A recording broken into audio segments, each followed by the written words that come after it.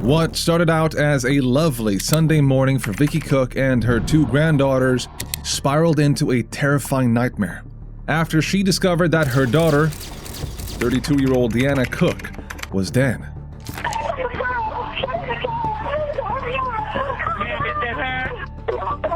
Miss Cook, did you find her? Okay, Miss Cook.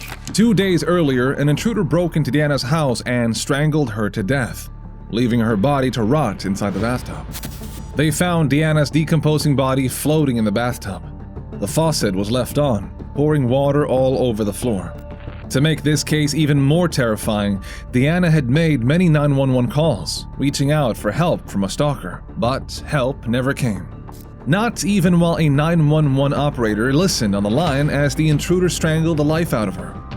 Who murdered Deanna? And why did the 911 operator choose not to treat Deanna's call with urgency, which could have saved her life? Deanna was a single mom from Dallas, Texas. She lived with her two teenage girls, 15-year-old Nesea and 13-year-old Ania. She was dedicated to providing the best life she could for her daughters and loved spending time with her friends and family. But there was another side to Deanna. She loved to party and be seen in Dallas's nightlife. She enjoyed going to clubs to dance, drink, and have a good time. Unfortunately, this led to her meeting some less than desirable men. Deanna had multiple abusive relationships. 2 of these relationships led to marriage and ended in divorce. But one of these men refused to let her go. At 7:33 a.m. on Thursday, August 16, 2012, Deanna tweeted this message to the world. For someone with such an active social media presence, you'd think a close friend or relative would respond to this message. But it seemed to go unnoticed. Deanna was home alone, while her daughters were spending the night with one of her sisters. She called them to make sure they knew how much she loved them. But little did her daughters know this would be one of the last opportunities for her to say it. The conversation felt odd to her daughters, but Deanna said nothing about her stalker or the fear that she felt because of him. The following morning, at 6:30 a.m., Deanna joined her mother, Vicky Cook, in a telephone prayer group session. Again, Deanna did not want to worry anyone, so she didn't tell her mom either. She said, "Bye, Mama," and I said, "Bye, Deanna." I very seldom say goodbye. I always say see you later. But for some reason, I said bye. Deanna had no idea this phone call would be the last time she spoke to her mother. And the last call she would make that could have saved her life. The next morning, Vicky expected to hear from Deanna around 10 a.m. for their daily one-on-one phone call. But Deanna never called. Vicky tried texting her, but no response there either. She's not answering the phone, and that's not like her. And it was just like, okay, where is she? Her daughters had also tried reaching out to her, but they could not get a hold of her, and Deanna never came over to see them. This was unlike Deanna, who always kept in touch with her family. On social media, she tweeted this on Friday, August 17th at 7:40 a.m. After that, her account went silent. On Sunday, August 19th, Vicky picked up Deanna's daughters and took them to church. But they were so worried about Deanna, who still had not returned their calls, that they left church early to check on her. So it's kind of like relief moments for me because I'm finally going to the house. I get to see my mom. On their way to Deanna's, Vicky received a call from her daughter, Carlitha, who had just returned from her vacation and needed a ride. Not wanting to leave Carlitha stranded and nervous about what she might find at Deanna's, Vicky made a quick detour to pick up Carlitha before continuing on to Deanna's home, filling Carlitha in on the situation along the way. And was saying, hey, before we take you to your car, we have to go by Deanna's house because we hadn't heard from her since Friday. Immediately, I thought something was wrong. As they walked up to the house, Carlitha noticed water draining out from under the garage door and forming a pool on the street. They also found Deanna's 2 chihuahuas outside the house, all by themselves.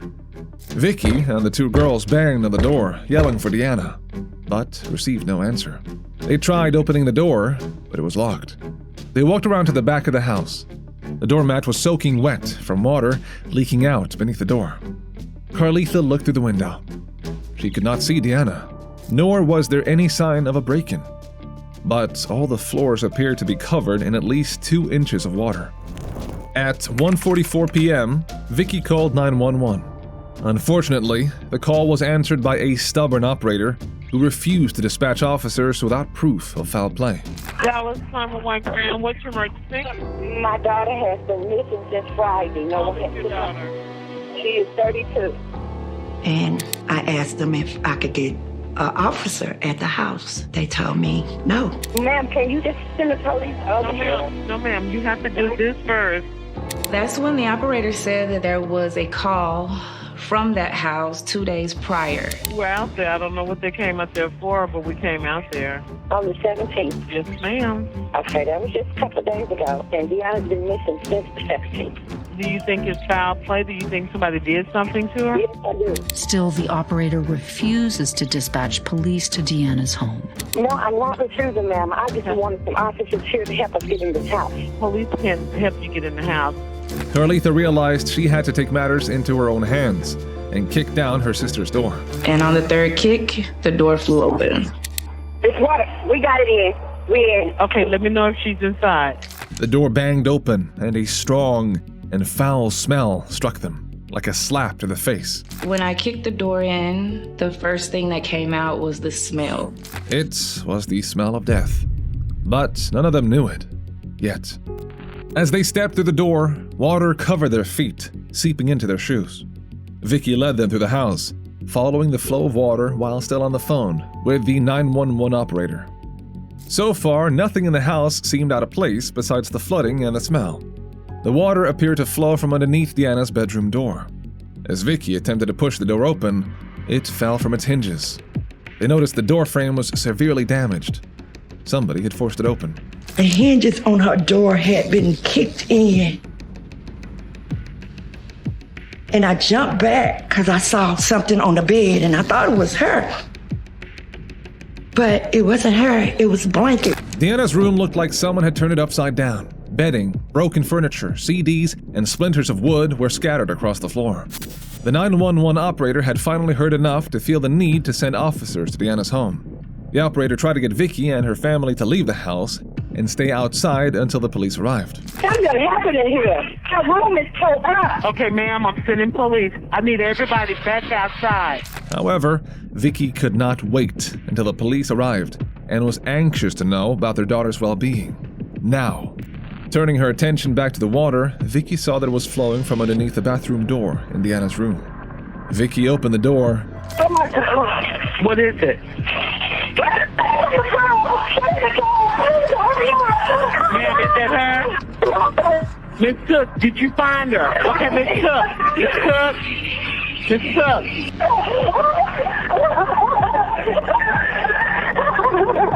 She saw her beautiful and high-spirited Deanna dead inside the overflowing bathtub. Her lifeless eyes stared up at the ceiling. Her skin had started decaying on her face, and her bloated body swayed in the flowing water. I looked to my right, and then I looked to my left, and I saw like a shadow behind the curtain, and I started screaming. God, it was her, and the water was still running. And I just said, he killed her. He said he was gonna do it, and he did it.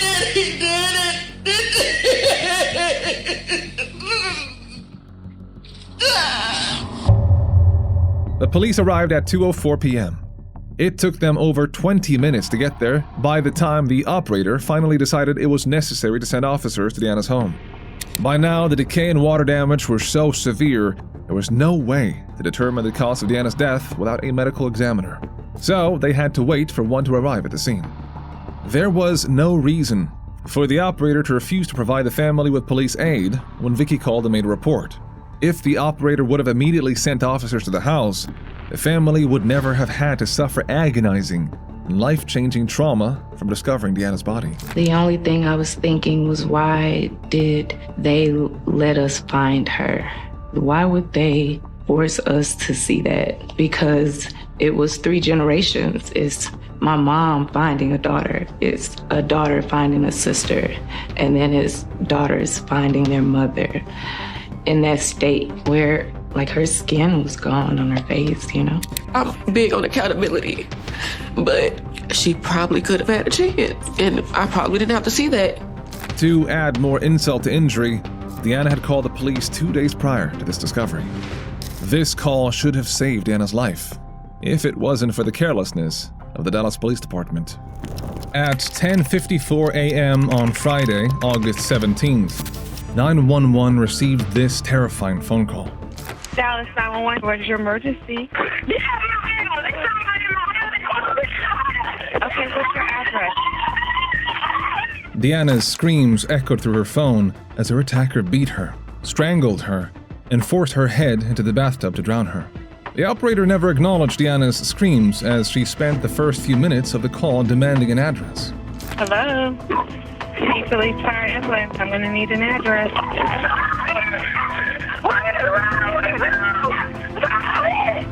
3 minutes into the call, Deanna called her attacker Red, a nickname, confirming that she knew who he was.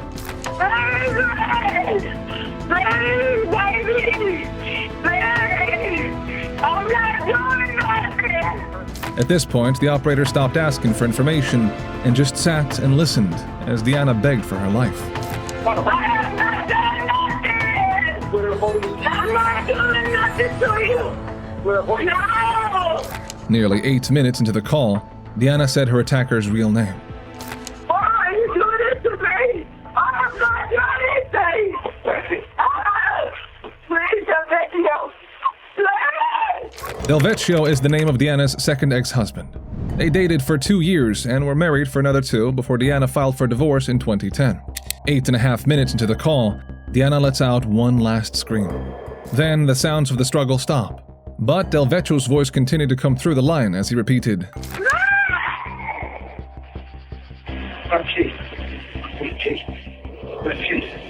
For 2.5 minutes, the only sound on the call was the barking of Deanna's dogs.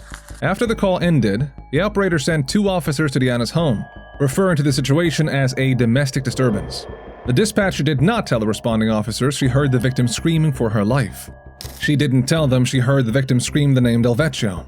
She certainly didn't tell them she sat there and did nothing while listening to the phone call, which lasted for 11 minutes.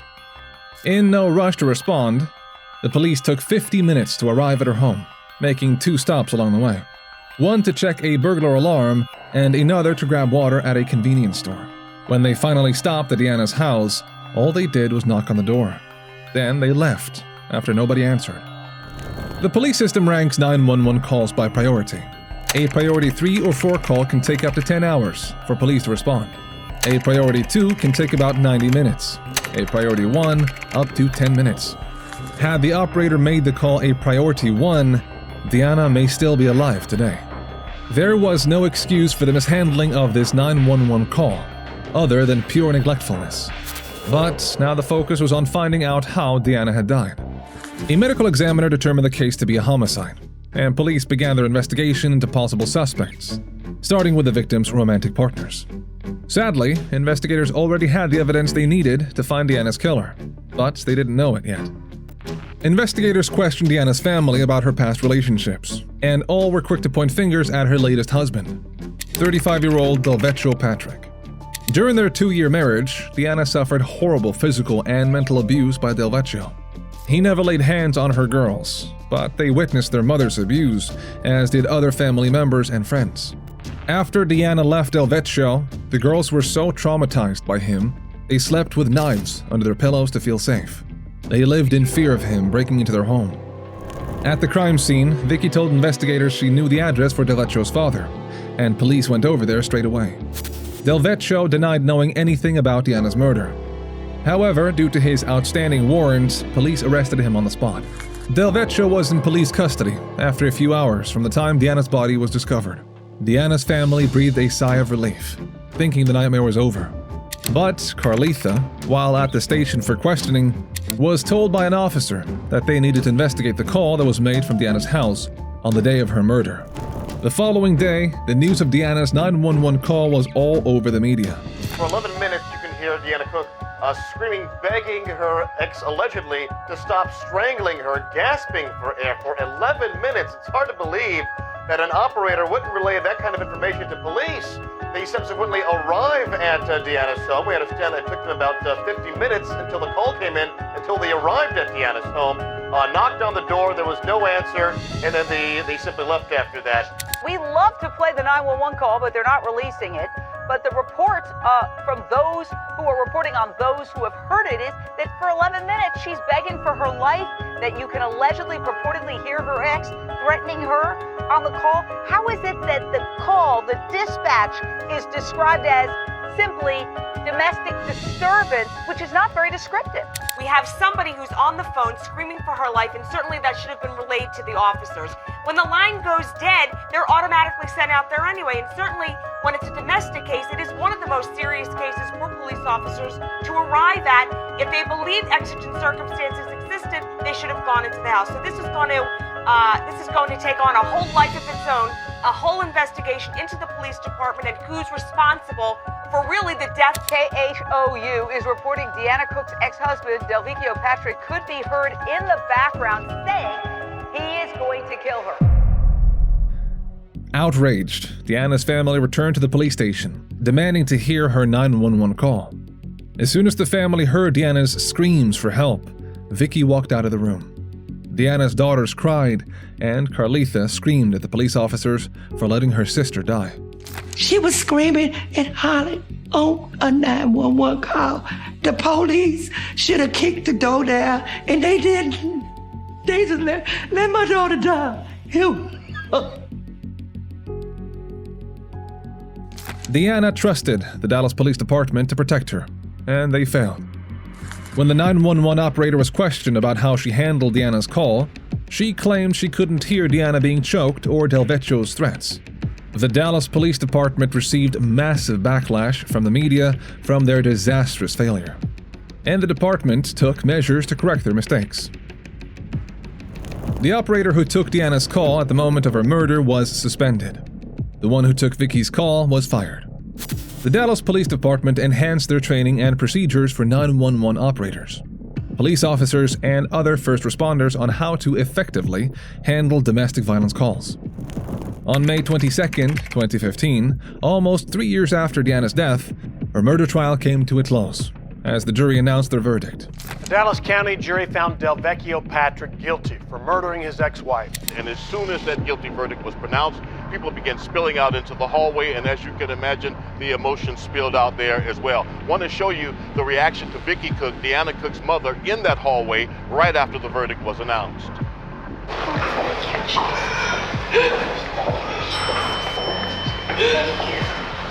It's been a long, emotional 2 years for this family. Delvecchio was sentenced to 85 years in prison, with the possibility of parole in 2045. By the time he has any chance to get out of jail, he'll be 69 years old. After Deanna's death, the response time for operators for all 911 calls in the Dallas district improved. The standard is 10 seconds or fewer, but now the calls are answered on average within 3 seconds. There were massive changes to the system after this case. Staffing has been increased by a large margin. And I also know that domestic violence calls like this are given a higher priority, and they deal with these calls with more urgency at the 911 call center. Though Deanna called 911 in her time of need, fear kept her from reaching out for help from friends, family, and other services, which could have saved her life where the police department failed her. Don't wait until the last moment to reach out. If you or someone you know is experiencing domestic violence, please get help. You are loved, and remember, you are not alone.